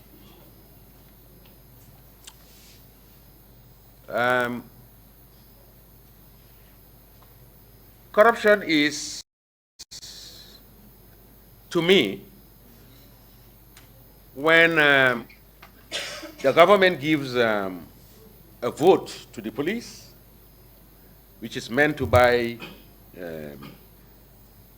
logistics and equipment, be it uniforms and all whatnot, and those in the leadership of the police decide not to use that money and divert it to other use. Now, 1993, up to 1994, before the advent of the coup,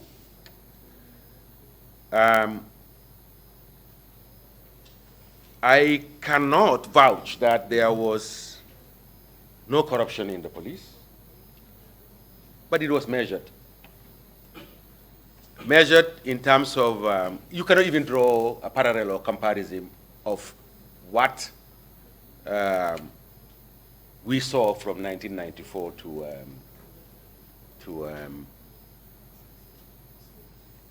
before the advent of this current republic. So yes, based on the description that I give you relative to my general characterization and understanding of corruption,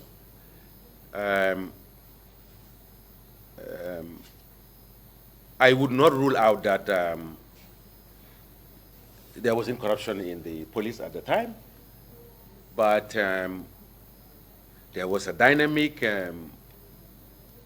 leadership, management that was working towards in ensuring that there is adequate security service delivery in this country, unlike what followed. And I think we will dilate on that as we proceed. I don't know whether this also answers. Thank you. Thank you very much, Commissioner Jones. Commissioner Jones, thank you, Mr. Jeng. I have two questions on issues that I still need clarity on based on your testimony and that of previous witnesses. The first has to do with Pasala Jeng, the IG at the time, who you said left with President Jawara. We're told that he returned back to Gambia. I just want to know under what circumstances did he come back to Gambia, if you know, and why? And the second question has to do with the military exercise that was planned on the day of the coup itself, July 22nd. I mean, I think we can all assume that it didn't proceed as planned, but could you please tell us whether there was any official statement to say whether or not, I mean, if it did continue or not, was there any official statement, and do you remember what the statement was? And this is post facto as well. I only happen to know through my interactions and discussions with him when we were in the Slama together that he left the police headquarters to the Marine unit where the former president and some other cabinet ministers and officials, the composition I don't know, but that's where they went to join the ship. He went there to brief them of developments. But as he was getting there, the ship was almost about to sail. When he entered into the ship, it sailed along with him, and he was even isolated inside the ship because I think the first accusation to him was that, we understand that you were part of the coup, which was not the case. And he had to explain to them that he was not part of it. And then again, this is information that I gathered from him. And the manner in which he was received and treated in the ship resulted that when they got to Dakar, he knew that he had no place there, and that is how he decided to come back to the Gambia. As far as the scheduled training is concerned, honestly, I had no clue of how it was structured and how it went. Any of the commissioners, if you have questions, we'll wait, otherwise we can take a break. Yeah. No questions on that side. Okay, if you don't have any questions, Council, if you don't have any, we can adjourn the meeting, come back in an hour's time. Instead of 2:30, we come 2:45. Meeting is adjourned. Thank you. Thank you.